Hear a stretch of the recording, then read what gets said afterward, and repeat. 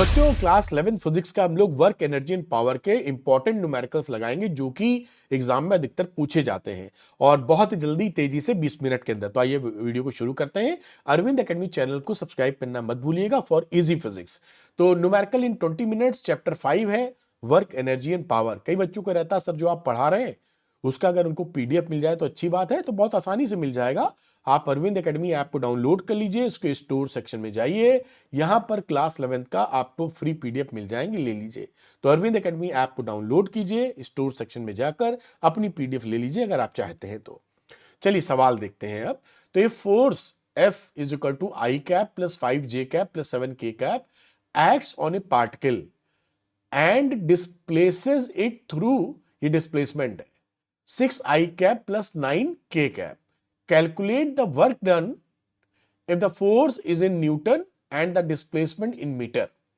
देखिए फोर्स और displacement vector quantity होती है, वेक्टर के फॉर्म में दिया है। तो हमको पता है कि वर्क डन का जो फॉर्मूला होता है वो F डॉट एस होता है, फोर्स और डिस्प्लेसमेंट का डॉट प्रोडक्ट। ये फोर्स की वैल्यू मैंने लिख दी I plus 5J cap plus 7K cap, dot product 6I cap plus 9K cap, ये डिस्प्लेसमेंट हो गया। अब आप जाते हैं कि जब आप डॉट प्रोडक्ट निकालते हैं तो आई का आई से आई डॉट आई वैलिड होता है, आई डॉट जे खत्म हो जाता है और जे इसी तरह बाकी खत्म हो जाते हैं। तो आई का आई से ये इसका एक कोफिशिएंट, इसका 6, तो 1 इंटू 6 प्लस इस 5 का, इसमें कोई है नहीं तो 0, ये 5 का 0 हो गया। के का देखते हैं 7 और ये 9, तो 7 इंटू 9 ये के का हो गया बेटा। तो ये वैल्यू आ गई 6, दूसरी 0 और 7 में 63, 63 और 6 69 जूल। ये आपका देखिए आपका आंसर आ गया कितने आसानी से। तो बहुत ही आसान सवाल होते हैं, बेसिक चीजें बस पकड़े रहिए। तो इस फॉर्मूले को आप ध्यान रखिएगा, F डॉट एस। जो वर्क डन होता है वो एक स्केलर क्वांटिटी होती है, प्लस माइनस और 0 हो सकती है, बस उसका डायरेक्ट वेक्टर नहीं होती, डायरेक्शन नहीं होता। लेकिन पॉजिटिव हो सकता है वर्क डन, नेगेटिव हो सकता है और 0 भी हो सकता है।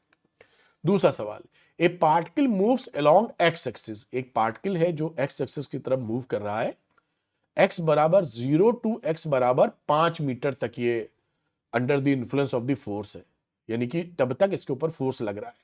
और फोर्स की वैल्यू दे रखी है 7 minus 2x plus 3x square, ये फोर्स की वैल्यू है। यहां पर ध्यान दीजिएगा, ये x बदलने पर फोर्स बदल जाता है, तो ये वेरिएबल फोर्स है, इस तरह पहचानते हैं। देखिए वेरिएबल फोर्स में सीधे ये F डॉट ds वाला फॉर्मूला नहीं लगता है। ये कब लगता है? जब कांस्टेंट फोर्स हो। यहां पे देखिए कांस्टेंट है, आई जी सारे फैक्टर कांस्टेंट है, कोई भी डिस्प्लेसमेंट बदलने के साथ फोर्स नहीं बदल रहा, तो ये कांस्टेंट फोर्स था, तो कांस्टेंट फोर्स के लिए F डॉट s लगा दिया। लेकिन यहां वेरिएबल है, x बदला, डिस्प्लेसमेंट बदली तो फोर्स बदला, तो F डॉट ds डायरेक्ट नहीं लगा पाएंगे, हमें यहां पर इंटीग्रेशन की मदद लेनी पड़ेगी। Find the work done in this process. तो ये work done in moving the particle from x बराबर 0 टू x बराबर 5, क्योंकि 0 से 5 तक कहानी है, तो इसलिए यहां पर इंटीग्रेशन लगाया है क्योंकि ये वेरिएबल फोर्स था। ठीक है, 0 टू 5 F dx, क्योंकि F और dx ये x की ही डायरेक्शन में फोर्स है और dx की ही डायरेक्शन में जा रहा है, सेम डायरेक्शन है। तो 7 माइन, ये f की जगह लिख दिया है 7 minus 2x plus 3x square, और ये dx हो गया 0 से 5, इनिशियल और फाइनल पॉइंट्स यहां रख दिए आपने। अब इसको इंटीग्रेट कर दीजिए, 7 को करेंगे तो 7x आ जाएगा, 2x में आ जाएगा 2x square upon 2, 3x square का आ जाएगा 3x cube upon 3। Integration basic है, 0 to 5 lower limit upper limit डाल दी। अब ये 5, ये इसको सिंप्लीफाई कर लिया है, ये 2 से 2 कट गया, ये 3 से 3 कट गया, तो 7x minus x square plus x cube 0 to 5।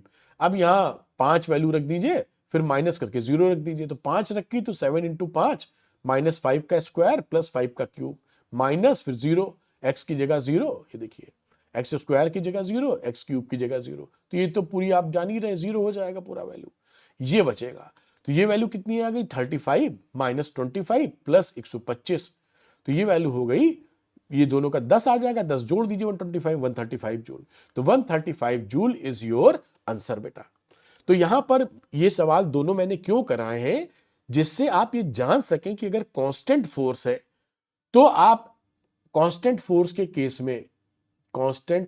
Case में आप सिंपली एफ डॉट ds लगा देंगे, एफ डॉट डिस्प्लेसमेंट। और अगर वेरिएबल फोर्स है जो कि हमने सवाल कराया तो आप इंटीग्रेशन का सहारा लेंगे। ठीक है, आगे चलते हैं।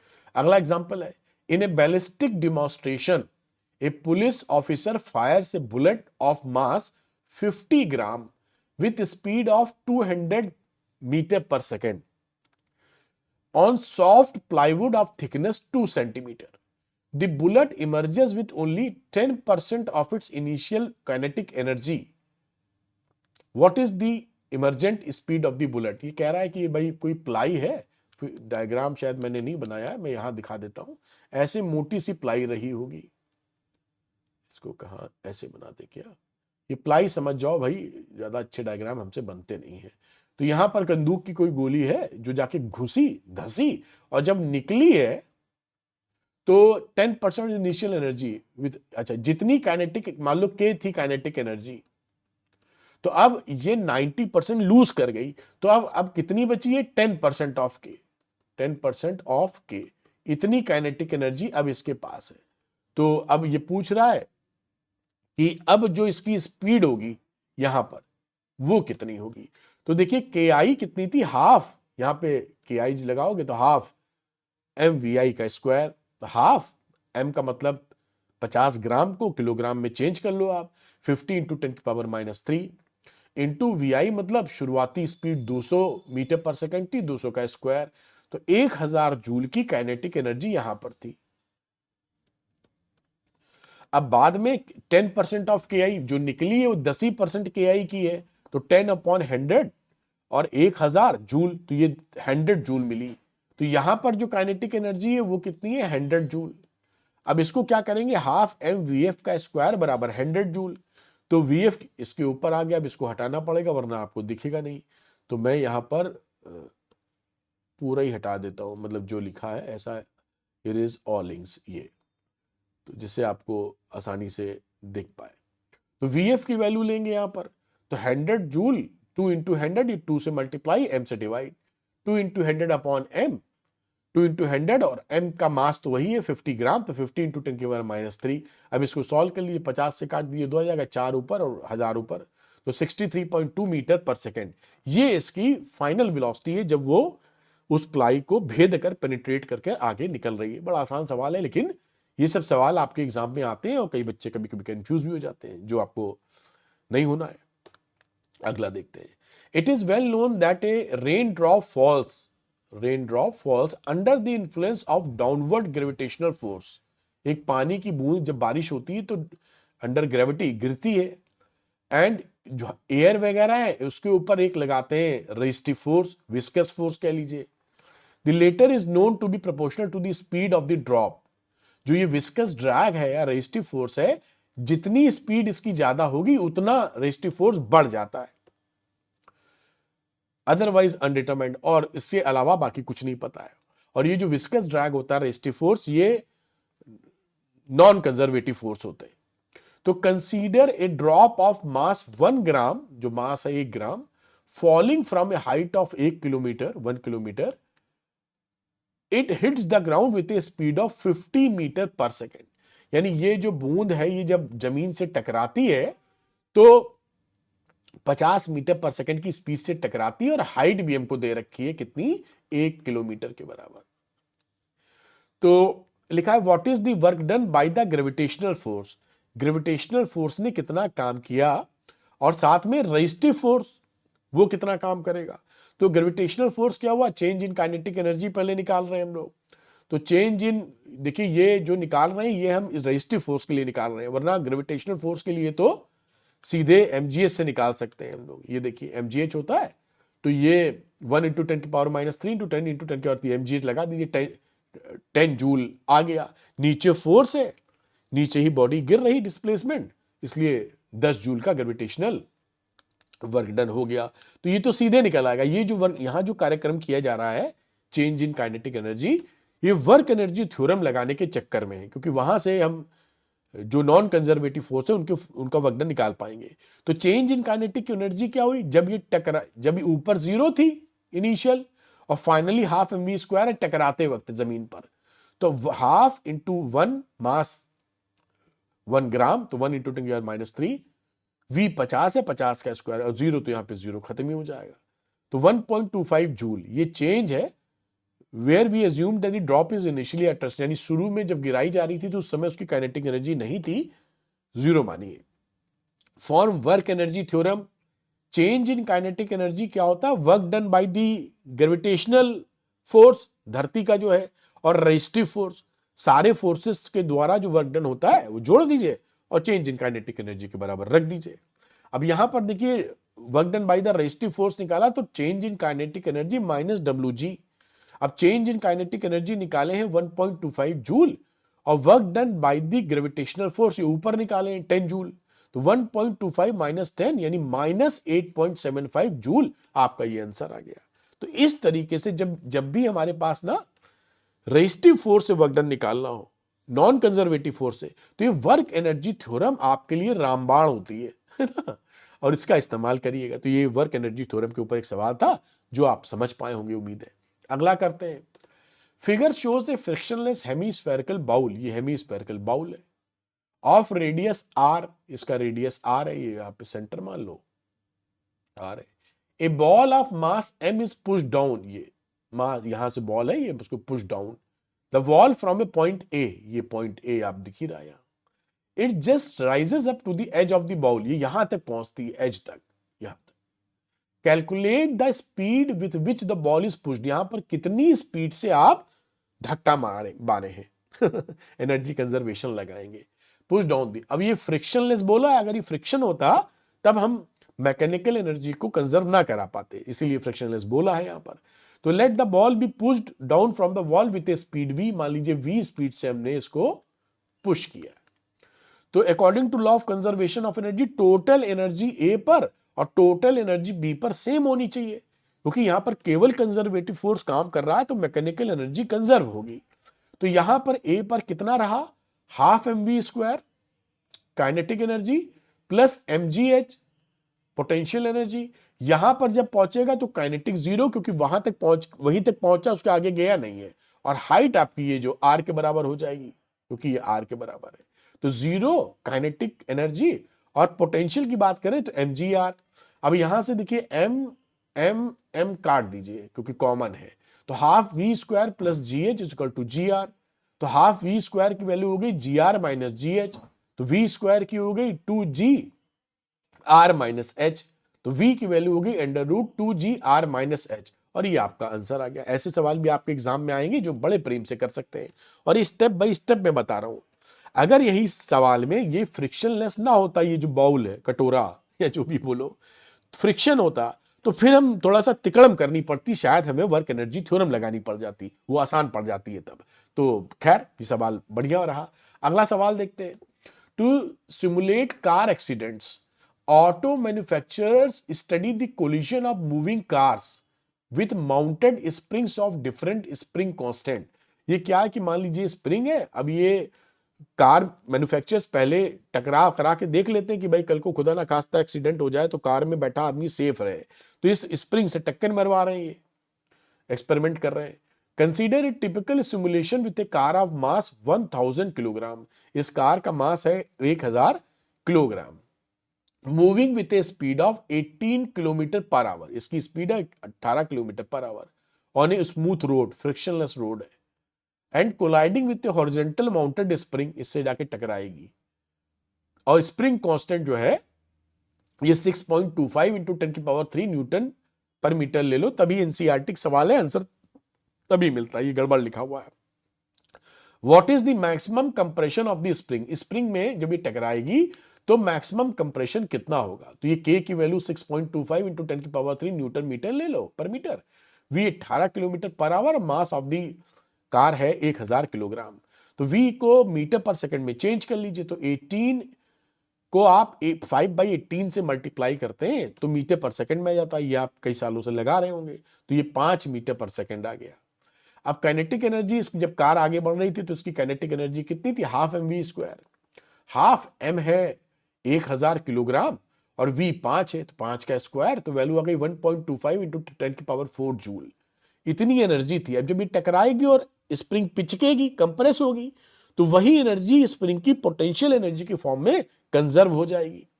तो एट मैक्सिमम कंप्रेशन एक्समम, जब ये एकदम स्प्रिंग पिचक जाएगी ऐसे कह लीजिए, तो के of car will totally convert in potential energy of the spring, क्योंकि कार उस समय रुक जाएगी, स्प्रिंग मैक्सिमम कंप्रेशन में है।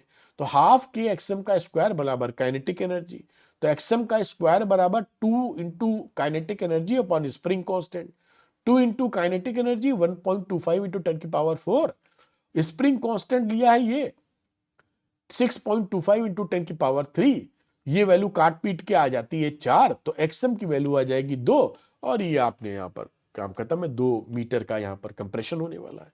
इस तरह से निकालेंगे सवाल। इंपॉर्टेंट सवाल था, उम्मीद करते हैं आप इसको पकड़ पाए होंगे। आइए अगला सवाल देखते हैं। An elevator can carry A maximum load of 1800 kilogram. जो एलिवेटर है, लिफ्ट कह लीजिए, वो 1800 किलोग्राम तक का लोड झेल सकती है। एलिवेटर प्लस पैसेंजर, मतलब कि जो लिफ्ट होगी उसके अंदर आदमी भी बैठे रहे टोटल मिला के, is moving up with a constant speed of 2 metre पर सेकंड। वो ऊपर जा रही है 2 मीटर पर सेकंड की स्पीड से। ये the frictional force opposing the motion is 4000 Newton. अब जब ये ऊपर जाएगी, रस्सी बंधी रहती है, रस्सी का मतलब लोहे का वो रस्सी टाइप रहता है, तो फ्रिक्शन फोर्स ऊपर जा रहा, तो फ्रिक्शन फोर्स 4000 न्यूटन का नीचे लगेगा। Determine the minimum power required. एक मोटर लगी रहती है यहाँ दिखा बनी नहीं है, जो मोटर ऐसे उसको अपने ऊपर रोल करती है, उस लोहे वाली रस्सी को, है ना। लोहे की जो केबल होती है मोटी सी, वो होती है, तो मोटर रोल करती है और ये लिफ्ट ऊपर चढ़ती है। By the motor to elevator in watts as well as the horsepower. तो वॉट्स में भी बताना पावर, और हॉर्स पावर में भी कि भाई मोटर हम कितनी शक्तिशाली लगाएं जो इसको खींच पाए। तो downward force on the elevator कौन कौन सा है? एक तो टोटल वजन इसका mg प्लस फ्रिक्शन फोर्स, तो mg प्लस fr। mg का मतलब 1800 प्लस 10, जो मैक्सिमम ये झेल सकती थी। 1800 किलोग्राम इसका वजन था जो झेल सकता है, टूट जाएगा ये, प्लस 100 प्लस 4000 का फ्रिक्शन फोर्स, तो 22000 न्यूटन का फोर्स नीचे लग रहा है मैक्सिमम कैपेसिटी पर। The motor must supply enough power to balance this force. अब मोटर के पास इतनी ताकत होनी चाहिए कि इस फोर्स को बैलेंस कर सके। तो P होता है F डॉट V, जैसे आप जानते हैं। तो यहां पर ये पावर कितनी आ गई? 22000 इंटू 2, और ये हो गया मल्टीप्लाई किया तो 44,000 वॉट। ये इसको अगर आप वॉट जूल्स में निकला, अगर आप 746 से डिवाइड कर देंगे तो ये हॉर्स पावर में आ जाएगा। तो ये हॉर्स पावर में आपका आंसर आ गया। जूल में भी आपका ये वॉट्स में है, तो ये वॉट्स में भी पावर है, तो वॉट का इसका यूनिट, ये दोनों निकाल लिया आपने। तो ये इंपॉर्टेंट था, इसको भी आप इसको कर पाए। ऐसे सवाल करना आपको आना चाहिए। एक और सवाल देखते हैं।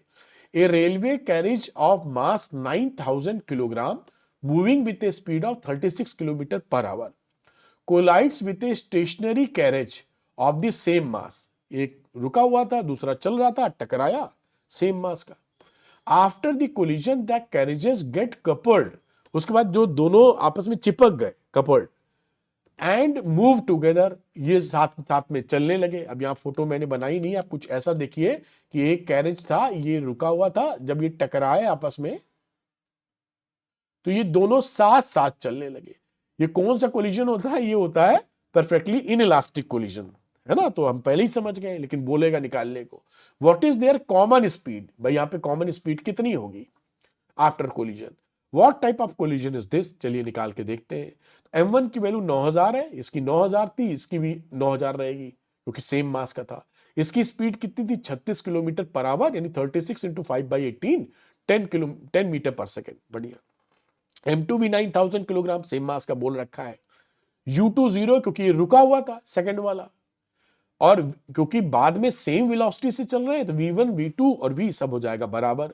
कंजर्वेशन ऑफ मोमेंटम लगा दीजिए, तो M1 U1 plus M2 V2, क्योंकि मोमेंटम कंजर्वेशन किसी भी कोलिजन में लगता है, किसी भी पर इलास्टिक इनइलास्टिक जैसा भी हो। अब यहां हो गया M1 plus M2 into V। ये 9000 इंटू 10 प्लस 9000 इंटू 0, ये 0 हो जाएगा। 9000 प्लस 9000 इंटू V, तो यहां पर V आ जाएगा। ये देखिए 9000 इंटू 10, और ये 18000 आ गया आपका। तो ये 9000 इंटू 10 में एक 0 और लगा देना चाहिए हमको, और ये 18000 आ गया। तो ये आ गया कितना? 5 मीटर पर सेकेंड। 1/2 आ जाएगा, ये 10/2 आ जाएगा, तो 5 मीटर पर सेकेंड। अब क्या हुआ, टोटल काइनेटिक एनर्जी बिफोर, अब देखेंगे काइनेटिक एनर्जी कंजर्व हुई कि नहीं हुई। अगर कंजर्व हुई तो हो जाएगा इलास्टिक कोलिजन, और कंजर्व नहीं हुई तो इनइलास्टिक कोलिजन। हमें मालूम है कि इनइलास्टिक है क्योंकि ऐसे केसेस में इनइलास्टिक ही होता है, ये वही केस ही है। लेकिन फिर भी पहले काइनेटिक एनर्जी हमने निकाला, इसकी काइनेटिक एनर्जी जोड़ दी, half m1 u1 square plus half m2 u2 square, half into 9000 into 10 का स्क्वायर जो स्पीड निकाली थी। दूसरा वाला रुका था, बात खत्म हो गई, तो 4 5 4 बार 0 joule. Total kinetic energy after collision इस स्थिति में half m1 plus m2 into V square, half लिखा 9000 9000 18000, और इसकी स्पीड 5 निकालिए, 5 का स्क्वायर, ये वैल्यू हो गई 22 5,000। अब देखिए यहां पर इस काइनेटिक एनर्जी का लॉस हो गया, पहले ज्यादा थी अब कम है, तो kf is less than ki। इसका मतलब क्या है, कोलिजन इनइलास्टिक है, तो ये इनइलास्टिक कोलिजन हो गया यहां पर। और यही चीज पूछी थी कि कॉमन स्पीड, ये हम निकाल चुके हैं, और कोलिजन कैसा है, इनइलास्टिक कोलिजन है। यहां पर क्लैरिटी हमने आपको दे दी, पूरा चैप्टर में आपको रिवाइज करा दिया, इंपॉर्टेंट सवाल पकड़ के जो आप करेंगे। आपके लिए मैंने श्योर शॉर्ट क्वेश्चन बनाए हैं बेटा, जिस ट्रेंड के सवाल पूछे जाते हैं, और ये ऐसे ही क्वेश्चन आपके एग्जाम में आते हैं। 25 क्वेश्चन पर चैप्टर है जो आप आसानी से लगा सकते हैं, फुली सॉल्व्ड है, और 100% एग्जाम टारगेटेड क्वेश्चन है। बेसिकली ये निचोड़ है एनसीईआरटी, पीवाईक्यू और लेटेस्ट ट्रेंड का। तो इन 25 क्वेश्चन को लगाकर आप अपनी प्रिपरेशन को बहुत स्ट्रांग कर सकते हैं। तो श्योर शॉर्ट क्वेश्चन अगर आप लगाना चाहते हैं तो अरविंद एकेडमी ऐप को डाउनलोड कर लीजिए, उसके स्टोर सेक्शन में जाइए, यहां पर आपको श्योर शॉर्ट क्वेश्चन दिखाई पड़ेंगे, लेकर अपनी पढ़ाई लेकर लगा मारिए और पढ़ाई को स्ट्रांग कर लीजिए, प्रिपरेशन को स्ट्रांग कर लीजिए। Thank you very much for watching this video पसंद आया हो तो लाइक करिएगा, शेयर करिएगा, और कमेंट करके बताइए कि और क्या मुझसे सपोर्ट आपको चाहिए। Thank you very much, all the best बेटा, बाय।